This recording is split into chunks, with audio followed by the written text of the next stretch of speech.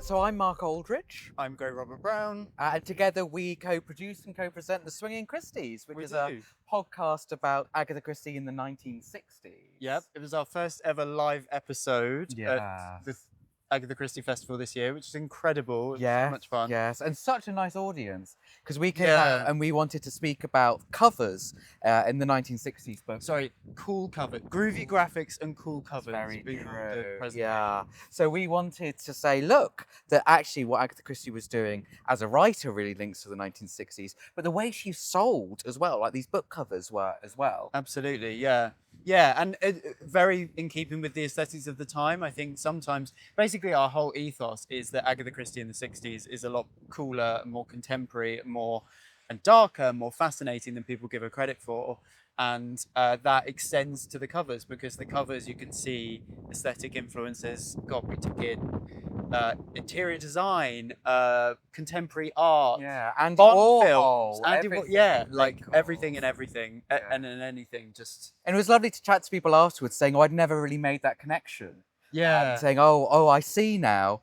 Because I think you've got to really study this and spend the time that we do constantly Too much thinking time. about 1960s Agatha Christie. So we mainly looked at the first hardback UK editions through the 60s and compared the aesthetics to artists like Andy Warhol, Mark Rothko, Yes. color blocking. You can see that people think I'm mad, but it's true. It's the cover of Endless Night. Yeah. And, there's a lot of thematic resonance going on there.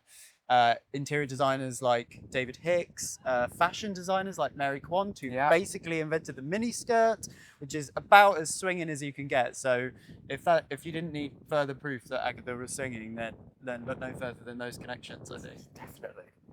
Agatha Christie is a really good writer of stories, and so that's internationally true. So no wonder people you don't have to read her in the original language, or you don't have to be from Britain to understand that she writes really good stories and really good characters. Yeah. So I think And that things- transcends national differences. Absolutely, exactly what I was going to say. It's like one mind as always, Mark. Terrifying. But I mean, they're universal. They're universally loved because they're universal stories in so many ways and so relatable.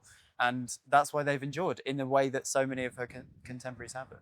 This year, I focused on Witness for the Prosecution because it's one of her very best stories.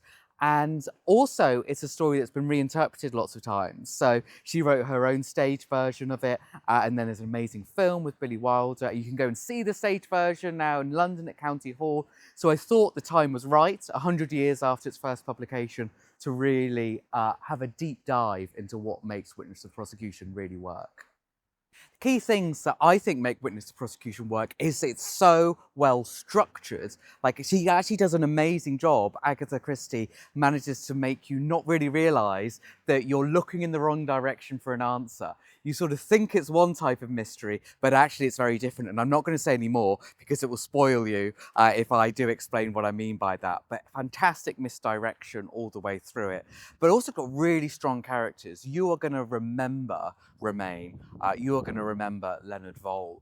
And you're going to remember also what happens to them during the course of the story or play. It's been such a great time. We always have a great time always at the is, festival, yeah. But it's such a welcoming experience because Yes. you also come here and it's that great thing of a mixture of new faces and people who come every year, which is Yes. perfect. So there's people who come and are going, right, well, now I'm going to buy my tickets for next year as soon as they go on sale. Yes. You think, yes, that's why they sell out quick now, because so many people want to come back. But great speakers about loads of different Award-winning aspects speakers. as well. Not, every talk has been really different. Yeah, I think the standard has been even higher this year, and that's not to say that previous years weren't, but and packed in as well, like in such full days. But you're having so much fun, you don't care. Yeah. And it's a lovely community feel. It's always so welcoming to new people, and I said this last year. I'll say it every year, but it's the highlight of my year. It's the highlight it really of my calendar. is. Yeah.